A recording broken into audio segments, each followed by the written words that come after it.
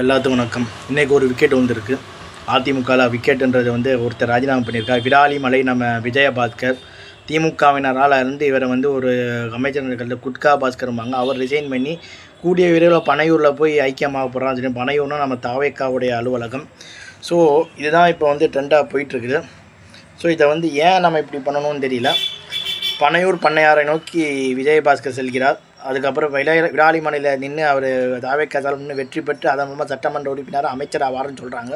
So Tamil Nadu ஒரு இக்கட்டான நிலைமையில் பார்த்துருக்கு. வட இந்திய அரசியல் இப்போ தமிழ்நாட்டில் வந்துட்டுருக்குது.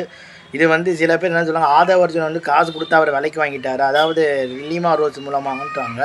அது ஒரு பக்கமாக பேச பொருளாக இருக்குது. இன்னொரு பக்கம் சிவி சண்முகன் நிலைப்பாடு என்னன்னு தெரியல. தமிழ்நாடு அரசியல் ஒரு அருவருப்பான ஒரு குதிரை பேரத்தை நோக்கி செல்கிறது.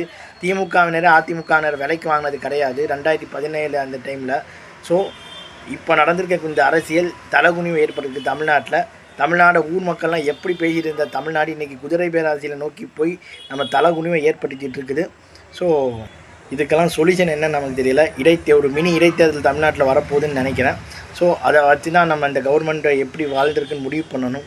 தமிழ்நாடு இப்படி ஒரு இக்கட்டான நிலைமையில் பார்க்கல.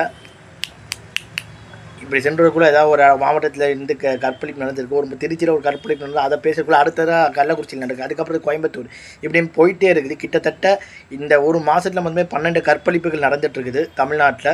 இது 3 வயசு குழந்தைய ஒரு வேசி மகன் ரேப் பண்ணியிருக்கான். சரி 3 வயசு இல்லை, குழந்தைய 3 மாத குழந்தைய கற்பழிக்கக்கூடிய அளவுக்கு காம கொடூரர்கள் தமிழ்நாட்டில் இன்றைக்கி இப்போ உருவாக்கிட்டு இருக்கிறது மிகப்பெரிய ஒரு அவமான சின்னமாக போயிட்டுருக்குது. ஸோ தமிழ்நாடு காம கொடூரர்களின் காரணமாக இருக்குது. இதுக்கு தாவேக்கு என்ன நடவடிக்கை எடுக்க போதுன்னு நம்ம தெரியல. சிங்கப்பெண்கள் என்ன பண்ண போகிறாங்கன்ட்டு நம்ம பொறுமையாக பார்த்து அவங்க சொல்லி என் வீடியோ முடிச்சுக்கிறேன். பாய் பாய்.